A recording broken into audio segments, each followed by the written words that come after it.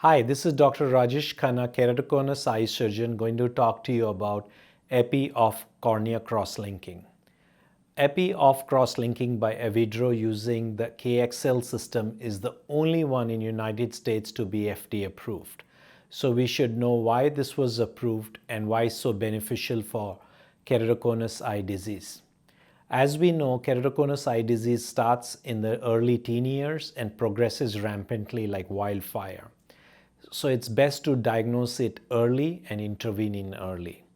Cross-linking has been around with us for last 20 years but was approved by FDA in last 3-4 years. We have been doing it longer as part of a study before, and so we've gained a lot of experience. Out of all the types of cross-linking, epi-on, epi-off, and various names are given to others, and some are in research phase. The best one has proven to be epi-off. And in epi-off, you can have the soaking and the light, UV light for 30 minutes, which is the gold standard and also known as the Dresden protocol. So I'll go into the steps and I'll explain what the gold standard is. So epi-off requires 3 steps. The first step is we have to take the epithelium off. This could be done with chemical like C2H5OH, or it could be done with the laser.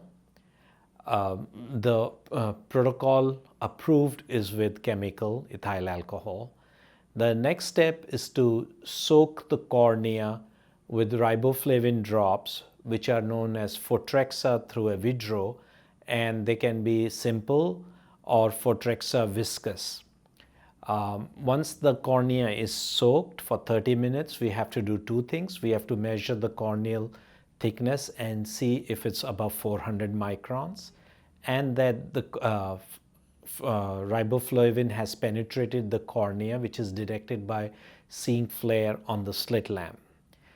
If the flare is not present, then we will have to add more fotrexa.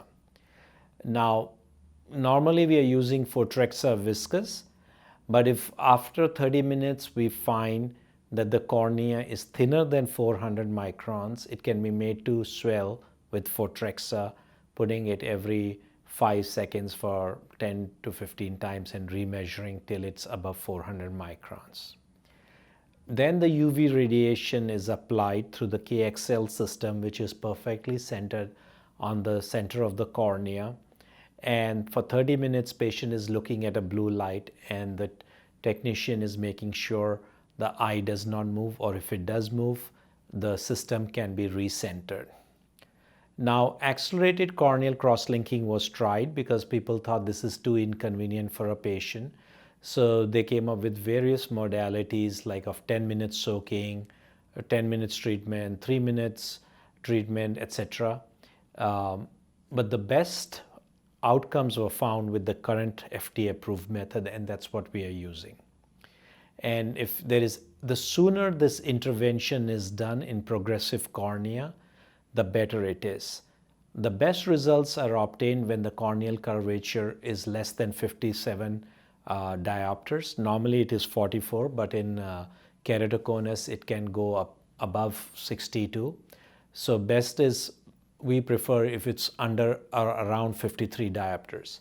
Same thing for pachymetry distribution. As you know, normal pachymetry is 520 to 560 microns, but in keratoconus it can decrease to 475, 450.